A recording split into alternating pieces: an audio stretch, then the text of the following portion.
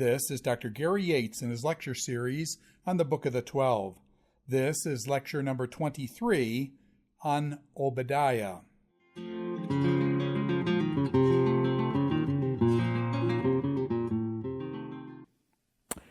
Faithful reading of the canon of Scripture forces us to interact with the parts of the Bible that make us uncomfortable, as well as the facts, as well as the passages that we love and enjoy, talking about God's goodness and God's love and God's mercy. And one of those uncomfortable parts of the canon would certainly be these books in the book of the 12 that talk about God's violence and God's judgment against the Assyrians in the book of Nahum, and we're going to talk about God's judgment against the Edomites in the book of Obadiah. But ultimately, in spite of the unpleasant parts that are there, that again, I don't think we simply edit out or expunge because they somehow conflict with our modern sensibilities and sensitivities. We interact with the picture that is there of God, and we learn from it, and we grow through it. And we learn through this the mystery of how God uses evil nations and evil armies and violence and warfare, even in a fallen world, to accomplish in some sense His justice until the time there is a final resolution in the kingdom. And God asks us in the midst of this to trust Him and to believe in a holy and a righteous God that will do what is right. And Genesis asked the question, shall not the judge of the earth do what is right? And I think that's ultimately a response that we have as we read the book of Nahum and Obadiah, even if we cannot understand all of the issues and the theodicy and the problems that are raised there. There is also an incredible promise in these books of salvation. God will deliver His people. God is sovereign over the nation. This violence will not ultimately prevail, and God will deliver His people. He will bring them out of exile, and ultimately He will establish a kingdom of peace where swords will be beaten into plowshares. The Old Testament does not glorify war. It presents war as the thing that God will ultimately deliver humanity from. So it's important to keep the message of hope, the positive aspects of God's judgment here in mind. And as we look at the idea of God's justice, there's just a couple of other things that I want to point out in terms of Nahum before we move on to Obadiah. We clearly see the idea of God's justice in the book of Nahum in the way that the book speaks of the reversal of fortunes that is going to be brought down upon the Ninevites and the Assyrians. The terrible things and the horrible things that they have done to other people, we have to see that to understand why God is bringing the specific judgment and violence against them that He is bringing, because God is ultimately going to turn on their heads the judgment that they have committed, or the wicked things that they have done to other nations. We've seen that even in just reading the Babylonian Chronicle. The echo of what Babylon does to Assyria clearly reflects what the Assyrians did to other peoples. There are several ways in the book of Nahum that this idea of the reversal of fortunes and Assyria getting its just deserts, that idea is highlighted. Some of the rhetoric and the ideology and the imagery that the Assyrians used to speak of themselves are used in the book of Nahum and turned against them to speak of the judgment that the Lord would bring against them. For example, the Assyrian kings often presented their armies and often presented themselves or their gods like storm gods that would overwhelm the people around them, that would overwhelm the people that they conquered and subjected like a storm. And one of the Assyrian kings we'll talk about being an overwhelming flood that wipes, or Adad, the god of the Assyrians, is a storm god. And one of the kings says, I raise my voice rumbling like the storm. So to turn that around, Nahum is going to say, no, it's not Adad, it's not the Assyrians. God Himself is a storm. The violence and wicked men, they're not going to prevail in this. They're not going to win this battle. That's the hope of this book. God ultimately wins because He is the storm. He is the storm God.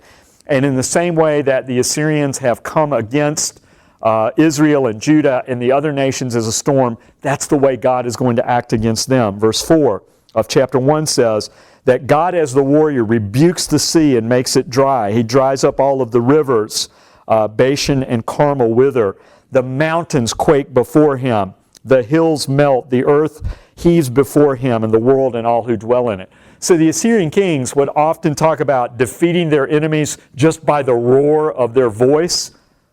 Well, God is the ultimate storm god, and God is ultimately going to overwhelm the Assyrians. Verse 14 says, the Lord has given commandment about you. No more shall your name be perpetuated from the house of your gods. I will cut off the carved image. I will make your grave, for you are vile. And so the Lord is going to fight against the Assyrian storm gods, and he's going to overwhelm them and overcome them. Chapter 1, verse 7 and 8. The Lord is good. He is a stronghold in the day of trouble. He knows those who take refuge in him. But with an overwhelming flood, he will make a complete end of his adversaries and will pursue his enemies into darkness. As this judgment comes and this violence and destruction is meted out on the Assyrians, in contrast, God will provide a refuge for his people. Now, what Nahum is speaking here about the overwhelming flood and about God as the storm god directly reverses the judgment that Isaiah had announced against Judah at the hands of the Assyrians back in the book of Isaiah. Chapter 5 in the book of Isaiah, verses 29 to 30, says this. I'm sorry, let me hold this. The verse I want to read here, chapter 8, verses 7 and 8. Chapter 8, verses 7 and 8 says this about the Assyrians. Therefore, behold, the Lord is bringing against them the waters of the river, mighty and many, the king of Assyria and all of his glory. And it will rise over all its channels and go over all of its banks, and it will sweep into Judah. It will overflow and pass on, reaching even to the neck, and its outspread wings will fill the breadth of your land. So the Assyrian army, when they came upon Israel and upon Judah, they were like an overwhelming flood that swarmed through the nation. God is going to be the storm god. God is going to come against Assyria in the same way. Remember that in the description of the siege of Nineveh in chapter 2, verses 1 and 10, the enemy that attacks the city releases the levees and the dams that causes the water to flood through the city. It very effectively overturns the judgment of Isaiah chapter 8. More importantly, it overturns the rhetoric of the Assyrian kings themselves. The Assyrian kings also often portrayed themselves as mighty lions or as lion hunters. We have one royal seal that shows the Assyrian king engaging in hand-to-hand combat with a lion. There are often reliefs and scenes of the Assyrian kings, and in Mesopotamia this goes back to as early as I think 3000 BC, where they are portrayed as fighting against lions.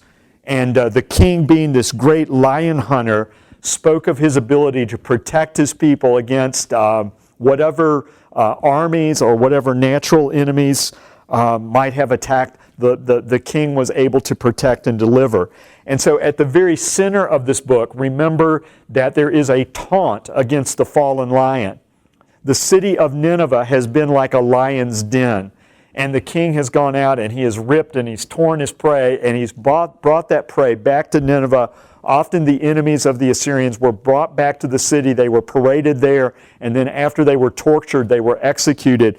Now all of that is going to be reversed because the great lion is going to die himself. Ashur-nasir-pal, back in the 9th century BC, said, "I am a roaring lion."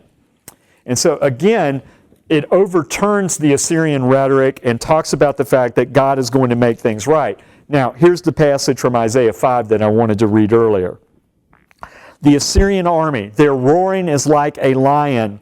Like young lions they roar. They growl and seize their prey. They carry it off and none can rescue. They will growl over it on that day, like the growling of the sea. And if one looks to the land, behold darkness and distress. So when Isaiah was trying to portray to the people the horrible judgment and the destruction that was going to come upon the land of Israel and Judah, Assyria was a roaring lion. Now, in the book of Nahum, as Assyria becomes the object of God's judgment, that roaring lion is put to death. The Assyrian army was known, again, for its severed heads and dismembered limbs, and for stacking corpses and bodies and heads and in the front of cities that they had conquered, flaying their prisoners or impaling them on sticks.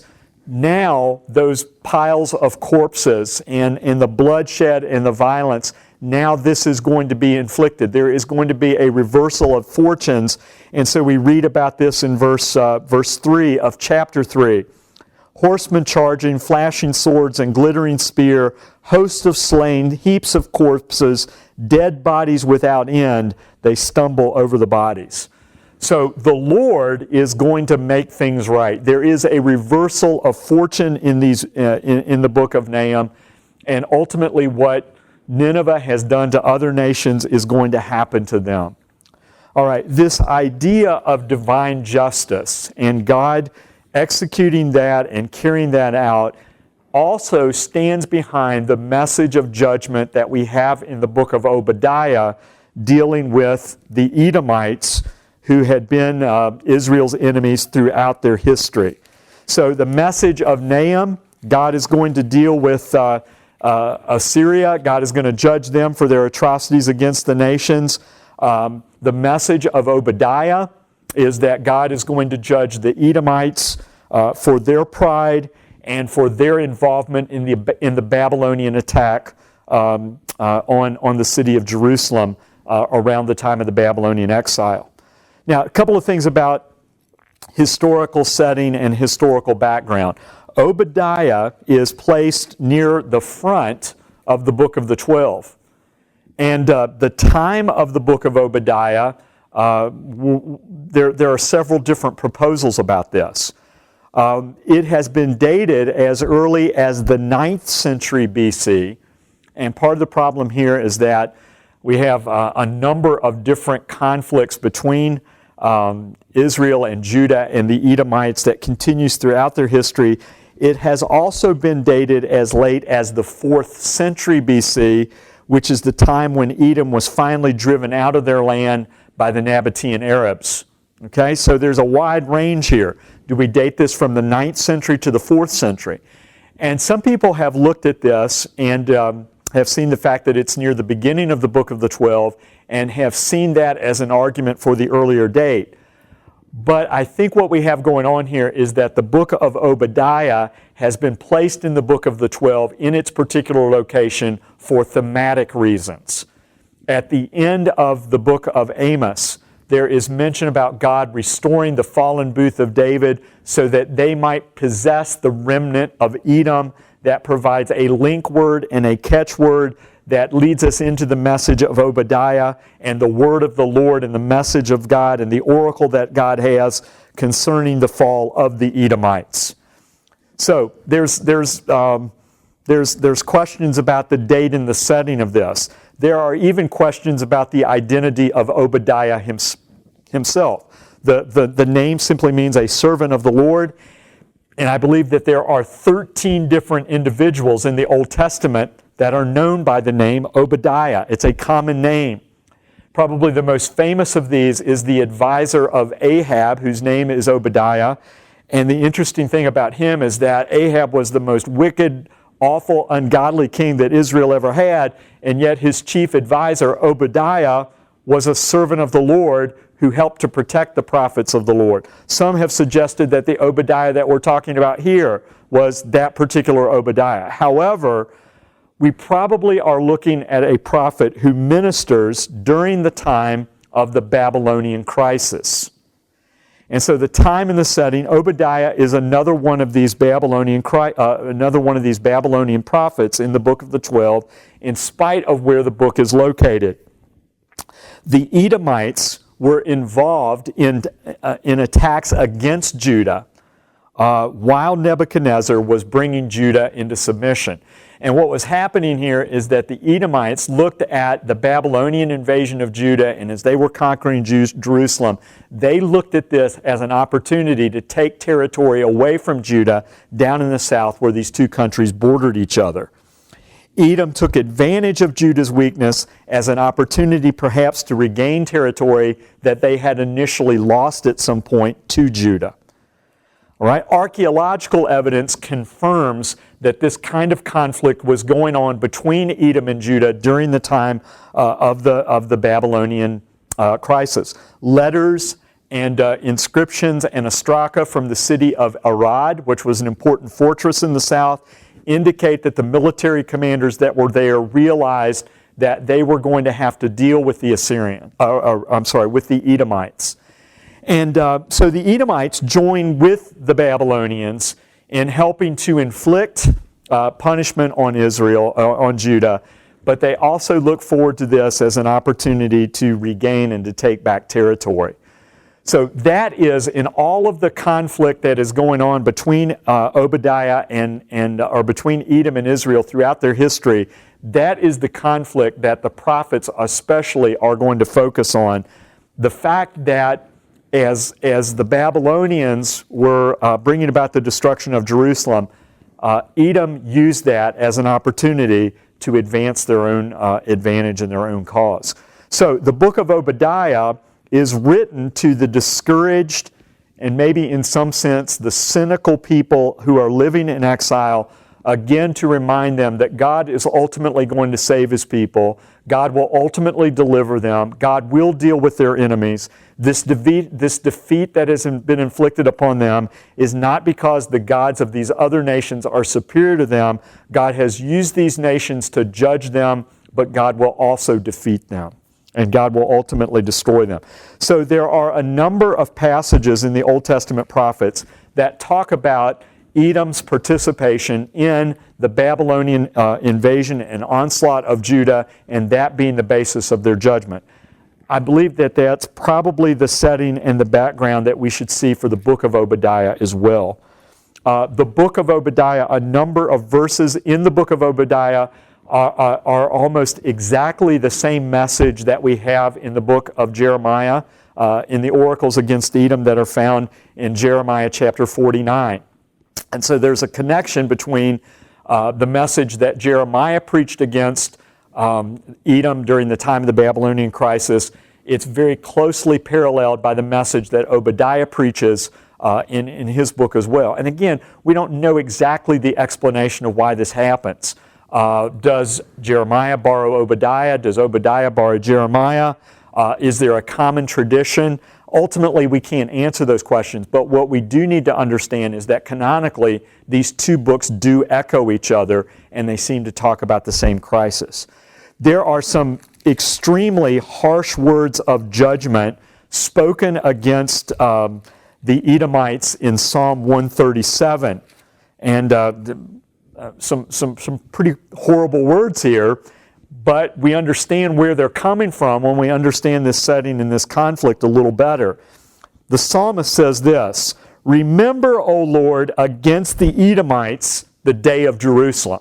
Remember when Jerusalem fell to the Babylonians and how the Edomites rejoiced in that, used it for their own advantage, may have even been part of the mercenary troops that Nebuchadnezzar used to besiege the city. How they said, lay it bare, down to its foundation. So that's the crime of the Edomites. That's what Obadiah is focusing on as well. And this psalm says, "O daughter of Babylon, doomed to be destroyed, blessed shall be he who repays you with what you have done to us." So God is going to mete out justice to the Babylonians for what they have done, but God is also going to mete out justice to the Edomites because they took part in this as well. And so verse 9 says to both of these people, "Blessed shall be he who takes your little ones and dashes them against the rocks."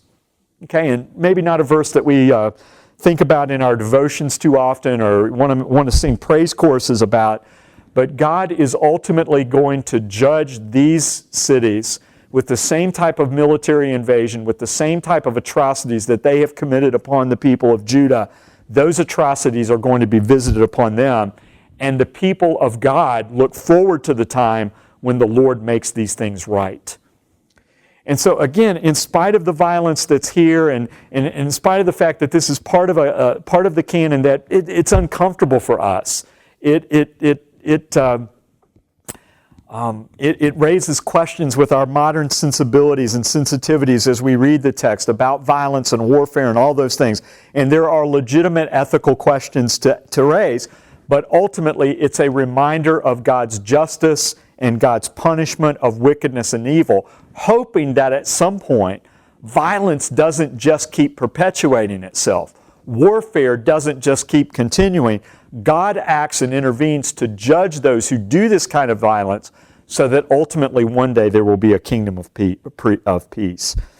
So there are references throughout the Old Testament, not just to a long history of conflict between the Edomites as the descendants of Esau and the Israelites as the descendants of Jacob, but there is a specific context of where the Edomites were involved in the events surrounding the Babylonian crisis. One more passage that we'll look at outside of Obadiah, Lamentations chapter 4, verses 21 and 22.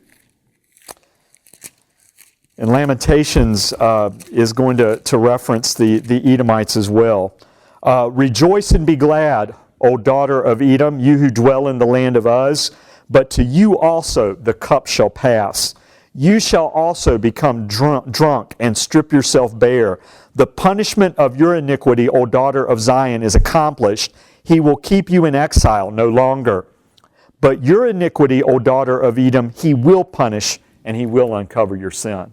So ultimately, the Edomites rejoiced in the destruction of Babylon. They used it, they rejoiced in the destruction of Judah. They used it as an opportunity to regain territory for themselves. They participated in the violence. God has seen this and ultimately will bring justice against them.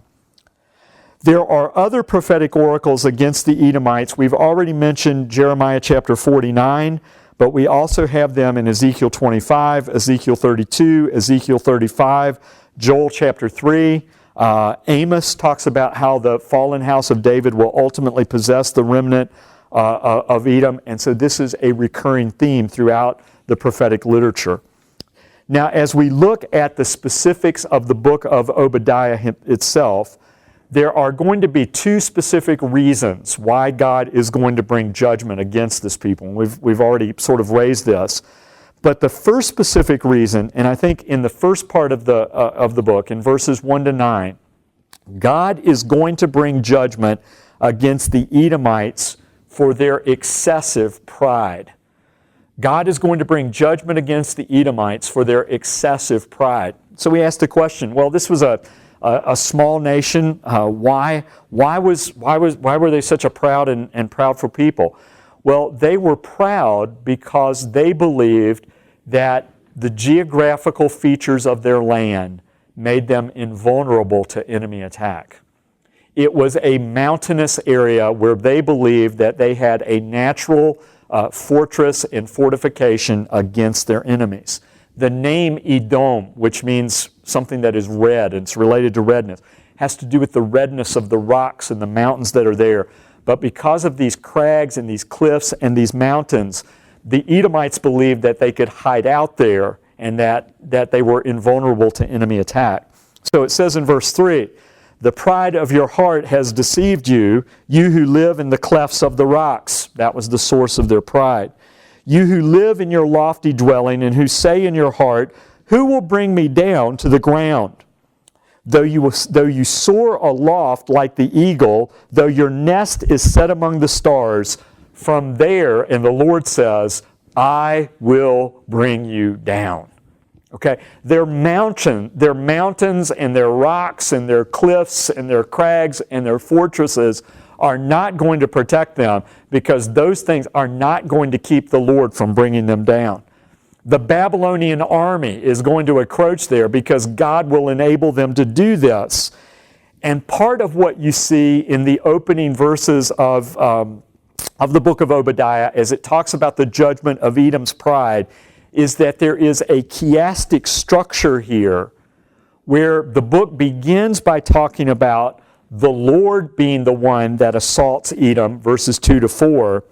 Then there is an enemy army that assaults Edom, verses 5 to 7.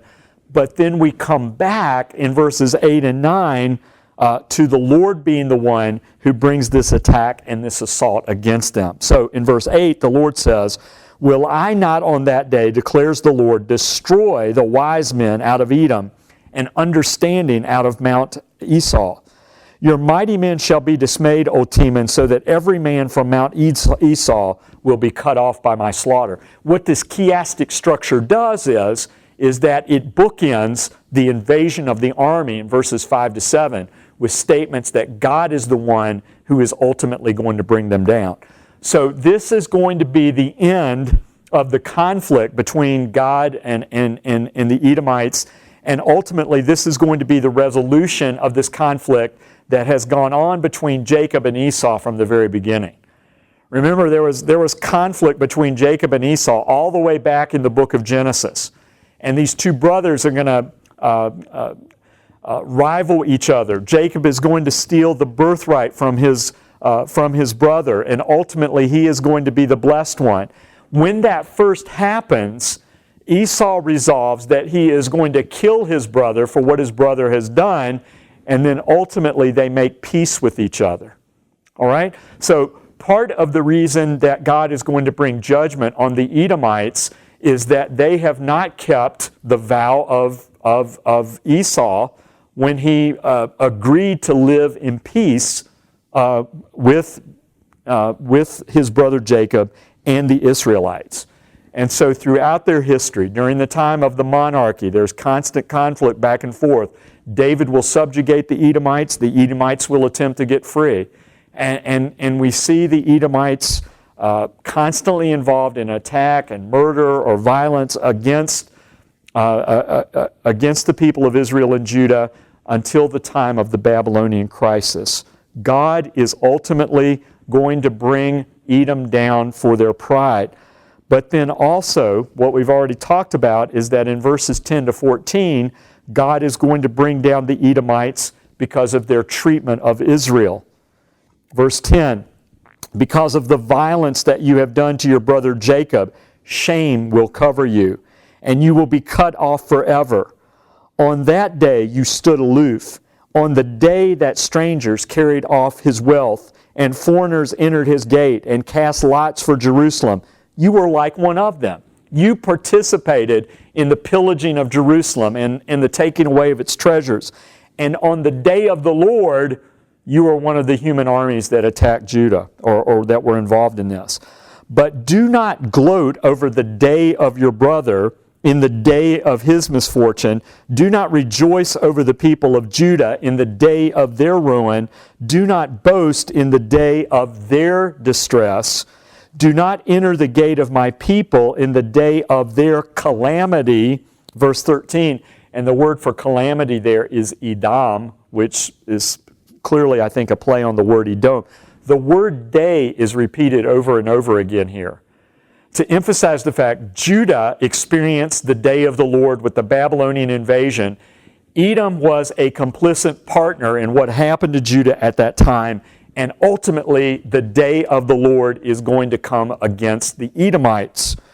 And so that's what happens as we see the message of judgment in verses 1 to 14. We have the reasons for the judgment: their excessive pride, their trust in their geographical location. Then the second thing, their onslaught and their involvement in the destruction of Judah. The day of Judah will now become the day of the Lord against the Edomites. And so the last part of the book of Obadiah is a message concerning the day of the Lord that is going to come against all nations. And here's what it says in verse 15. "For the day of the Lord is near upon all nations. As you have done, it shall be done to you, and your deeds shall return on your own head." The punishment fits the crime. God metes out justice in all of this. "For as you have drunk on my holy mountain," again, their participation in the fall of Jerusalem, So all of the nations shall drink continually. They shall drink and swallow, and it shall be as though they have never been. Okay? So the nations that have participated in this will be wiped out, but God says, I will restore my people. I will restore Mount Zion. Israel went through a day of the Lord. Judah went through a day of the Lord and were ultimately delivered. Edom and these other nations that are the enemy of God, they will go through a final judgment and there will be no restoration. So the day of the Lord that came upon Judah is about to now come on the Edomites. The way that Obadiah uses the idea, the concept of the day of the Lord, very similar to what we see in other prophetic books. It seems as if the prophetic vision joins together events that are near and events that are far. There is going to be a judgment that falls upon all of the nations, and the Edomites are going to be a part of that. And as Babylon carries out its military aims and goals and objectives, ultimately Edom is going to get swept up in this as well. But it seems as if the prophetic vision here seems to, it extends beyond just things that are going to happen in the immediate future. And the judgment that fell on Judah and then ultimately on the Edomites and the other people at the hands of the Babylonians is a reminder to us of the final judgment that will involve all nations and that will include all peoples. And then that will become the prelude to God restoring His people and reestablishing His kingdom in Zion. Here's the promise. But in Mount Zion there shall be those who escape, and it shall be holy, and the house of Jacob shall possess their own possessions. The house of Jacob will be like a fire, and the house of Joseph a flame. So there's going to be the destruction of Edom, the restoration of Israel. The prophet, again, is like that person looking out on the mountains. He sees a mountain that is near, the fall of the Edomites and the judgment that God is going to bring against them. He looks beyond that into the distant future to see the ultimate restoration of Israel and the judgment of all of God's enemies, and that's part of this prophetic vision. All right, the question is, all right, we've got a promise here that God is going to bring judgment. We have a word that I think is given to encourage a discouraged people, to remind the cynical people of Judah who are living in exile that God hasn't forgotten about you. He's going to make things right. The question is, did this ever really happen? Was this prophecy fulfilled? And here is one of the things that we see as we connect together the different books that are found in the book of the 12. The judgment of Edom is prophesied in chapter 1 of Obadiah and in the book of Obadiah. The fulfillment of this prophecy is referenced in the final book of the minor prophets, Malachi chapter 1, verses 2 to 5. And this is part of a dispute between God and His people. And at the end of the book of Malachi, after Israel has been through all of these judgments, the Assyrian crisis, the Babylonian crisis, the deprivation of the post-exilic period, the Lord says to His people, I have loved you. But they respond back to Him, how have you loved us? So, God, you claim to love us. How do you love us? And so the Lord's going to respond back to them and answer that. He says, is not Esau Jacob's brother, declares the Lord? Yet I have loved Jacob, but Esau I have hated. I have laid waste his hill country and have left his heritage to the jackals of the desert. If Edom says, we are shattered, but we will rebuild the ruins, the Lord of hosts says, they may build, but I will tear down. And they will be called the wicked country, and the people with whom the Lord is angry forever. Your own eyes shall see this, and you shall say, great is the Lord beyond the border of Israel. The people of Israel say, God, you claim to love us. We want to see evidence of that.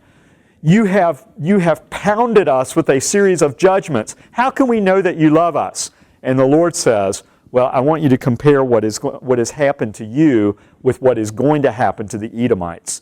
The Edomites have been destroyed. Their land has been invaded, and they are not going to be rebuilt.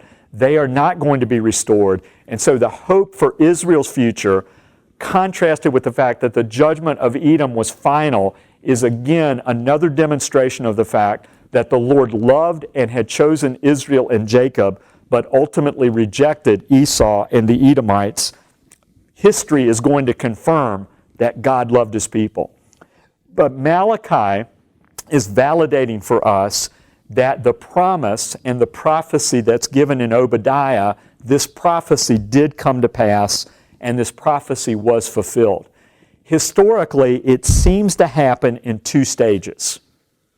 Shortly after the time that the Edomites had participated in the Babylonian invasion of Jerusalem, the irony is that the Babylonians had carried out campaigns against the Edomites. And so a short time after, what had happened to Jerusalem, Edom is going to experience the same thing. Kenneth Hoagland, in his book, in his commentary on the book of Obadiah, is going to say this: Edom's destruction was not far behind Jerusalem's. From scattered evidence, both literary and archaeological, it is possible to conclude that Nabonidus attacked and destroyed Edom during a campaign against the West in the mid-6th century. And so the Babylonian Chronicle, the Chronicle of King Nabonidus in 553 BC, confirms that in that year, less than 40 years after the time of the fall of Jerusalem, confirms that the Babylonians carried out a campaign against the Edomites. So the Edomites, in their pride, they had taken part in the Babylonian destruction of Jerusalem. They had celebrated it. They had used it for their own opportunistic desires. What they didn't understand is that the same thing that happened to Judah was about to happen to them in the very near future. A second fulfillment of this takes place, I think, later on in the post-exilic period, and maybe what Malachi is talking about here. In the 5th century, the Edomites are finally driven out of their land by the invasion of the Nabateans, and ultimately the Nabateans are going to replace the Edomites in this particular country. And if you've seen the pictures of the city of Petra or ever had a chance to visit there, this incredible city and buildings that are built right into the rocks, Petra was built by the Nabateans, the people that ultimately replaced the Edomites that were in the land. Now, one further connection with biblical history is that in the New Testament, Herod is referred to, and Herod is known as an Idumean. So whether that means that he is actually a physical descendant of the actual Edomites, or whether he simply lived in this territory, he ultimately is connected to the people that we're talking about in the book of Obadiah and the people who experienced this judgment in the book of Malachi. And ultimately, in many ways, he is an expression of the ultimate Idumean, or of the ultimate Edomite. They are hostile. They are involved in murder and violence against the Edomites. They betray the covenant of brotherhood. Herod sort of exemplifies that in his own life, and he's connected to this history as well. Okay, historically, there's one other reference that's kind of interesting regarding the Edomite involvement in the Babylonian invasion of Judah and the attacks that the Babylonians made against the land of Judah. In chapter 27 of the book of Jeremiah, we have a passage that talks about the fact that the Edomites and the leaders of Edom and Judah were involved in negotiations regarding forming an alliance against the Babylonians. And what we have in chapter 27 is that a group of envoys from Edom, from Moab, from Ammon, from Tyre, and from Sidon, they come to Jerusalem to consult with Zedekiah and with his advisors and his military people, and they are discussing the possibility of a military alliance. That conference and that meeting in Jerusalem took place in the year 593 BC. And as this meeting was taking place, Jeremiah warned these envoys, warned these ambassadors from these different countries, any type of alliance, any type of coalition against the Babylonians ultimately is not going to succeed. And he wears a yoke around his neck and carries it through the city, talking about the fact that God is going to put all of these nations in subjection to the king of Babylon. So in 593, the Edomites and the leaders of Judah are talking about the possibility of being allies. When Jerusalem is destroyed in 586, the Edomites are enemies and they have joined with the Babylonians. It's somewhat reflective of the entire history between the Edomites and the Israelites throughout the Old Testament. Okay, now we've looked at this. Interesting message, interesting historical background. We've talked about two judgments that God carries out in history. In the book of Nahum, God uses the Babylonians ultimately to judge and destroy the Ninevites. In the book of Obadiah, God uses the Babylonians and then the Nabateans to ultimately bring judgment on the Edomites. But the question we ask, and sometimes this is just the question you have to deal with when you teach the Old Testament, is who cares? You know, it's interesting. It happened a long time ago. Why should we be concerned about this? Or what relevance or what significance does any of this have, you know, just for us as we think about God's dealing with either with us or with nations today? I think that there is more in both the book of Nahum and the book of Obadiah than simply a history lesson. The lasting theological message that grows out of these books is that in the same way that God judged Nineveh and in the same way that God judged Edom in the past, and the way that God has judged other nations in the past, it is a confirmation of God's continued involvement in history, and it is a reminder of the final judgment of the nations that will occur in the final day of the Lord. Okay, so this is not just something that happened historically. It is a pattern of things that will continue into even the eschatological future. God is still sovereign over the nations. God still holds them accountable for their violations of the Noahic covenant and for perpetrating violence and bloodshed and all of these kinds of things. And so there is a lasting message to the nations. Whenever a nation perpetuates the sin of an Assyria, God holds them accountable. And He will either judge them in history or eschatologically. When the nations perpetrate the crimes that were committed by a people like the Edomites, God holds them accountable. God will judge His enemies and those that oppress His people. And so there's a lasting message that grows out of that. And I think there are some passages that clearly demonstrate this, that we are looking at more than simply an historical message. Nahum chapter 3, verses 4 to 7. I want to go back and read the description of this. The destruction of Nineveh as a wanton prostitute because of the way that she has allured and enticed nations into an alliance with her because of her power and in her wealth, and then has used that for her own purposes. The woe that's on Nineveh says this: for all of the countless whorings of the prostitute, her graceful and deadly charms, who betrays nations with her whorings and people with her charms, behold, I am against you, declares the Lord of hosts, and will lift up your skirts over your face, and I will make the nations look at your nakedness and shame. Okay? This is not endorsing violence against women, but it is using a very powerful metaphor to say that this prostitute that has oppressed and enslaved these other nations using her wiles and her charms ultimately will receive the punishment for her crimes. In Revelation chapter 18, when we look at God's final judgment of the final empire, and the empire of Antichrist, or the final empire of the last days, or the judgment of the empire that was reflected in the first century, the Roman Empire, and how it reflects the enemies of God that will continue to the very end, the fall of Babylon is described like this, Revelation 18.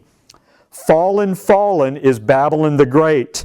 She has become a dwelling place for demons and a haunt for every unclean spirit. Verse 3, for all of the nations have drunk the wine of the passion of her immorality, and the kings of the earth have committed immorality with her, and the merchants of the earth have grown rich from the power of her luxurious living.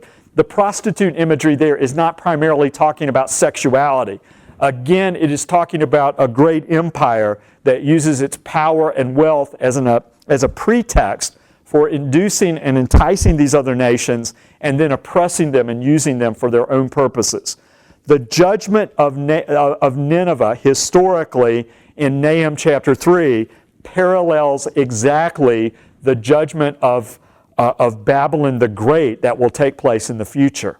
And so there's a pattern here of God historically judging these wicked and evil and oppressive empires. God judged the Assyrian Empire. God ultimately judged the Babylonian Empire. And the reason that the book of Revelation uses the term Babylon to talk about this empire is that Rome, in many ways, was simply a redo of the Babylonian Empire. And the typology there is, well, in the same way that God brought down this violent and wicked empire in the Old Testament, whether it was Assyria or Babylon, God's going to do the same thing to Rome. And the pattern in the book of Revelation looks beyond the near and the immediate future and what was going on in John's day, and it looks forward to a future time and another empire and the continuation of this kingdom of man that is in opposition to God in the future, and says God is going to judge that empire and God is going to judge the nations in the future for the same reason that He has judged them in the past. So there is a pattern that is established here that will work its way through to the very end. The final empire in Revelation 18, whether it's Rome or some empire in the distant future, is not to suggest to us that the Antichrist is going to set up his headquarters in downtown Babylon or in downtown Baghdad, but it is using Babylon as an image and a pattern that is going to continue throughout history. And I believe as we look at Micah chapter 5, verses 1 to 6, we see the same thing. There's going to be a king that will come from the line of David, and he will restore David, and he will defeat the Assyrian that comes into the land. All right? When God ultimately uses the Messiah to defeat His enemies at the second coming of Jesus, the enemy there is described as the Assyrians. Now that doesn't mean that there's going to be a great revival or resuscitation of the Assyrians. It simply means that the empire and the nations and the enemies of God that God ultimately brings down in the future at the second coming of Jesus are going to be the same kind of empire and the same kind of people that God dealt with when He judged Babylon. I believe this sort of representative use of the nations is also reflected in the Old Testament when we look at the judgment of the Edomites. One of the patterns that you find as you work your way through prophecy, and it's kind of an interesting thing here, is that promises concerning the future kingdom of God and this kingdom of peace and prosperity and blessing that God will bring to this people, those passages are often clearly juxtaposed to passages that talk about the judgment and the destruction of the Edomites. For example, Isaiah chapter 34, this blessing that God has for Israel in the future is followed in Isaiah chapter 35, the judgment of Edom. In the book of Ezekiel, you have the same thing. When you're talking about chapters 36 and 37 and God raising Israel and the dry bones and all of that, and God making a new covenant and giving a new heart to the people of Israel, that promise is immediately preceded by a statement dealing with the judgment of the Edomites. Okay? So what's this saying? Again, not necessarily that the Edomites are going to be the great power that God has to defeat and that Messiah will bring down at His second coming when He rides out on the horse in the Battle of Armageddon, but simply the fact that the judgment of the Edomites represents ultimately the judgment that God will bring against all peoples. Isaiah chapter 63, maybe kind of the prototypical passage that does this. Isaiah sees a man coming from Bozrah, from the land of Edom, and he is covered with wine stains. It says that he has been in the wine press, trampling grapes in the wine press. But as this figure, this person comes closer to him, we realize that the figure is Yahweh. and Yahweh is returning from Edom as a warrior. And what is on his garment are not wine stains, but it is the blood of his enemy.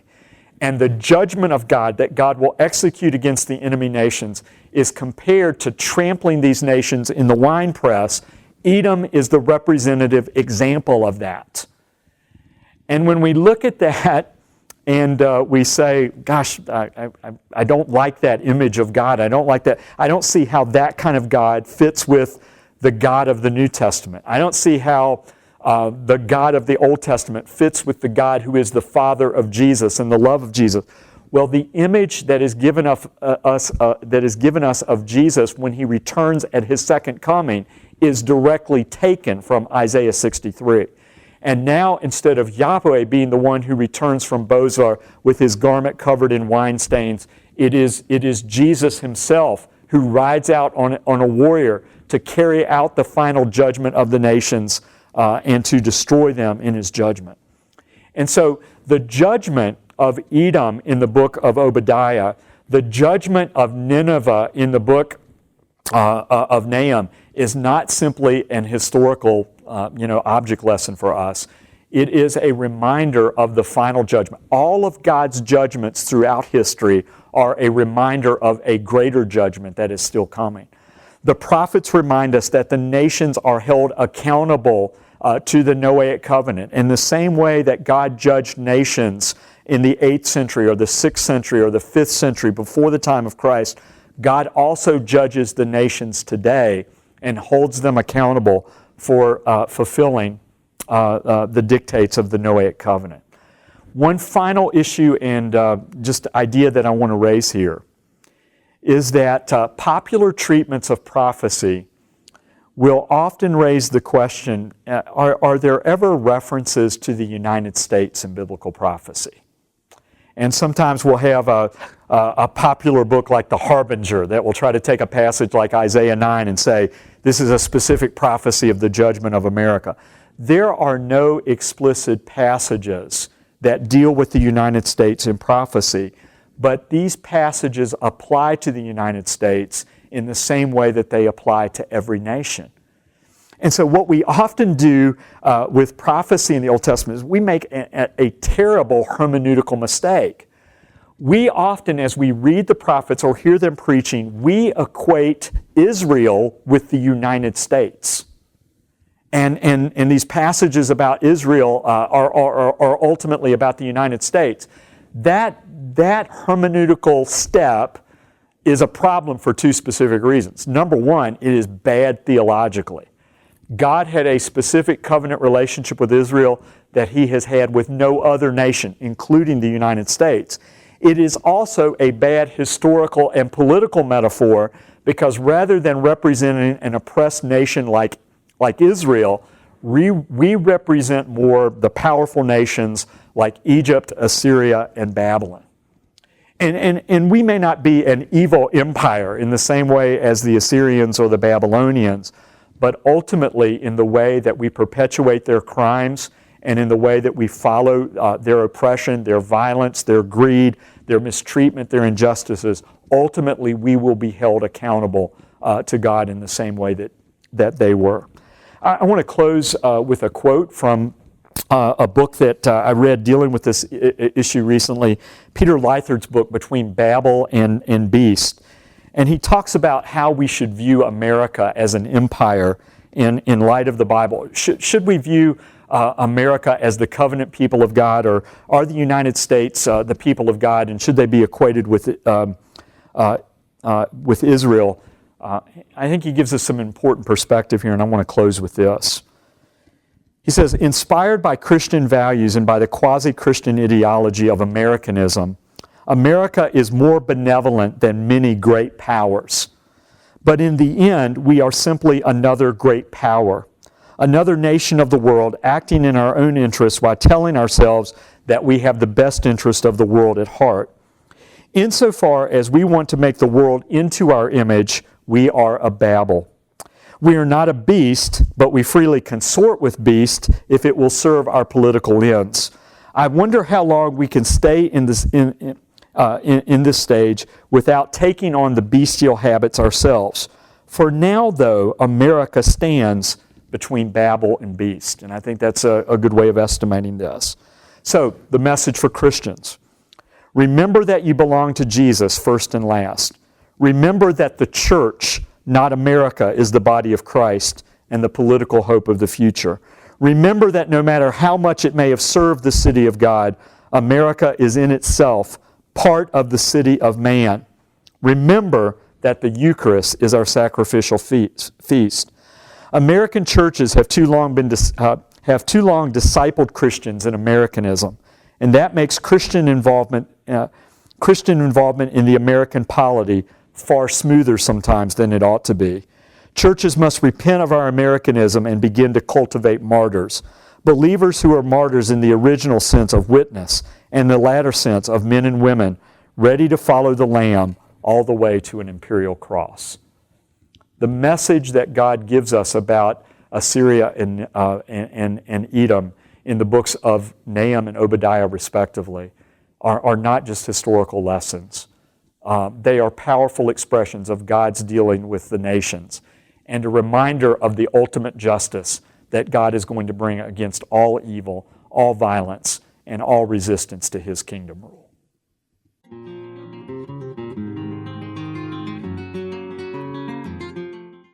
This is Dr. Gary Yates in his lecture series on the Book of the 12. This is lecture number 23 on Obadiah.